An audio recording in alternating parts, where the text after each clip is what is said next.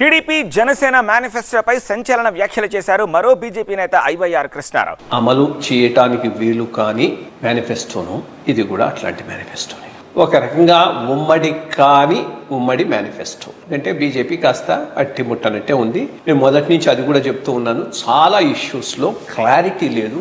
వాళ్ళు ప్రామిస్ చేసేదానికి బీజేపీ పాలసీస్కు ఇక్కడ ఒక చోట ఒక ఉమ్మడి మేనిఫెస్టో పెట్టుకొని ముందుకు పోకపోతే ఆ తర్వాత ఇబ్బంది అవుతుంది అని అన్నాను. మంచిది, ఉమ్మడి మేనిఫెస్టో కాకుండా అసలు మేనిఫెస్టోకు మేము కాస్త దూరంగా ఉన్నామన్నట్టే బిహేవ్ చేశారు. మేనిఫెస్టో బేసిక్గా టీడీపీ జనసేన మేనిఫెస్టోగానే వెళ్తూ ఉండేది. 2014 నుంచి 19 వరకు అధికారంలో తెలుగుదేశం పార్టీ 20,000 రూపాయలు ఏదో రైతులకు ఇస్తామని చెప్పారు. మరి మీరు గతంలో కూడా రైతులకు మొత్తం రుణమాఫీ చేస్తాము 80,000 కోట్ల రూపాయలని, మీరు 14,000 కోట్ల రూపాయలు కూడా ఇవ్వలేక రైతులకు 4 సంవత్సరాలుగా 5 సంవత్సరాలు మీరు డిఫాల్టర్ అయ్యారు రైతులు. 2 మేనిఫెస్టోలు పెట్టినటువంటి రాజకీయ పార్టీలు 2018లో తెలుగుదేశం పార్టీ వెబ్సైట్ నుంచి డిలీట్ చేసింది.